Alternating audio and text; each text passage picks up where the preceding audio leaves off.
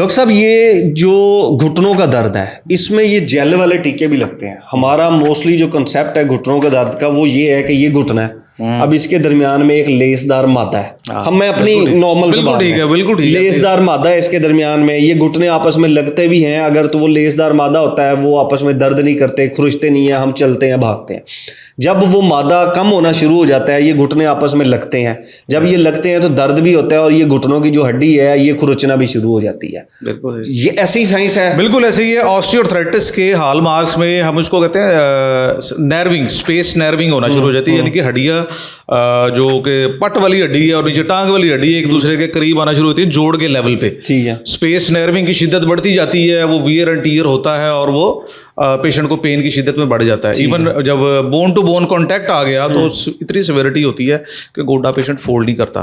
तो जेल वाला टीके का काम यही है, जैसे हमने पहले बात की है कि वो खुश्क बाल बैरंग को ग्रीस लगा लें, पंखे में से चूं चूं की आवाज आना शुरू हो जाती है, उसको ऑयल देते हैं, वो ठीक हो रहता है। दरवाजों में चूं चूं की आवाज आना शुरू हो जाती है, उसकी आप ऑयलिंग करते हैं, ठीक हो जाता है।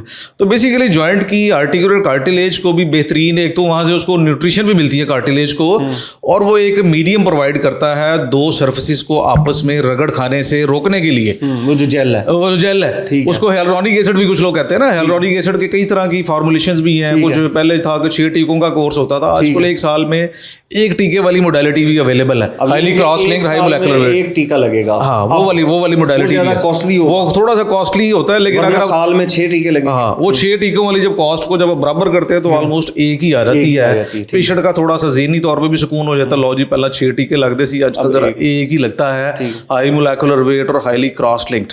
हियालुरोनिक एसिड है, नेचुरली भी हमारे जॉइंट का जो फ्लूइड है उसको हियालुरोनिक एसिड के ही जो मेन कंपोनेंट होता है, ग्लूकोजामीन कॉन्ड्राइटस सल्फेट के साथ साथ जो है वो हियालुरोनिक। ये जो टीके हैं ये कितनी देर तक दर्द से बचा के रखते हैं?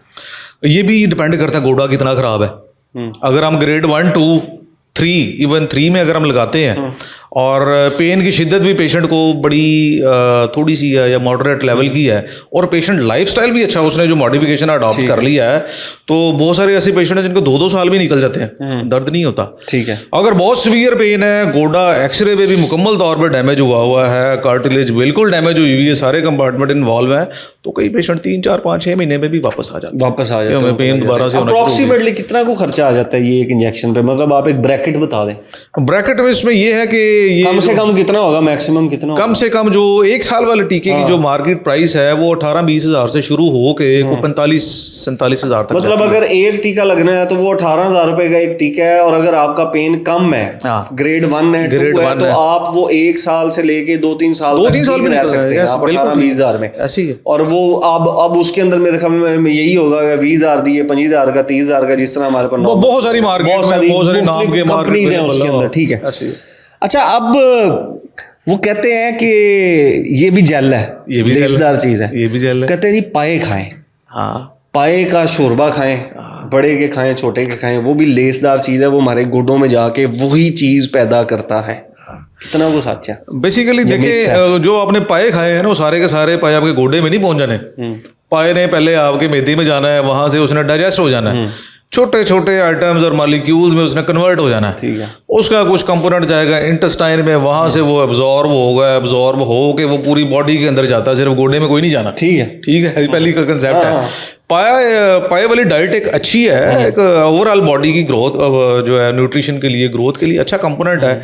लेकिन अगर आप ये कहें कि पाए खाने से गोडा मेरा ठीक हो जाएगा मुकम्मल तौर पे, वो फर्क भी नहीं पड़ेगा। देखिए, अच्छी डाइट से ओवरऑल बॉडी पे फर्क पड़ेगा। उसमें कुछ कोई तो ऐसी चीज होगी ना, कुछ तो ऐसी डाइट होगी कि जो खाने से ये जेल आ जाए, टीके से ना आए, कोई और तरीका भी डाल दो। कुछ कंपोनेंट्स इसमें होते हैं, और बताएं ना, कुछ खाने वाली दवाइयों में, कुछ खाने वाली दवाइयों में भी, दवाई से भी हट के कुछ खाने की चीज बताएं। खाने वाली चीजों में देखिए, हमारा कंसेप्ट ये होता है कि कुछ ऐसा खाने को बताएं जिससे वजन कम हो जाए। बिल्कुल ठीक है, ठीक है ना। तो ऐसा कुछ खाने को बताएं ना जिससे ये जेल जुल पैदा हो जाए। अच्छा, जेल पैदा हो जाए, जेल वाला तो ये डेफिनेटली आप हमने एक कंपोनेंट हमने डिस्कस कर लिया। बाकी आपने अपने घुटने पे लोड कम करना है। खुराक में चीनी, चिकनाई, चावल, बोतल, फास्ट फूड, ये चीजें ये वजन बढ़ाती है। ठीक है। इनडायरेक्टली गोड्डे पे इसका इफेक्ट ऐसे आता है कि ये खाने से बंदे का वजन बढ़ता है। जब वजन बढ़ेगा तो उठाना तो गोडो नहीं है ना, हाथों ने तो नहीं उठाना, वजन उसी के ऊपर आना है फिर उसी दिन भी आना। वो वजन जब इन चीजों का इस्तेमाल करेंगे तो गोड्डे पे वजन बढ़ेगा और दर्द ज्यादा होगा, चीनी, ज्यादा होगा। बर्गर्स, बोतल। चीनी मैंने चार जो चीनी, चिकनाई, चावल और ये बोतल और फास्ट फूड का कंपोनेंट जब मिक्स करके ना, ठीक है, ये इस तरह से आसान अल्फाज में बंदे को याद भी हो जाते हैं। महीने में एक आधा दफा भी नहीं खा सकता, कभी कभी की खैर है, रूटीन में कुछ लोग दिन में 2-2 3-3 बोतलें पी जाते हैं, कहते नहीं वो नहीं, मतलब महीने में एक आध दफा कोई घर में पार्टी सीन हो जाता है तो वो खा सकते हैं। चीनी को अवॉइड करें और कभी कभार की खैर है, कोई नहीं, अब सारी चीजें तो बंद नहीं ना करें। ठीक है, thank you so much doctor साहब, थैंक यू।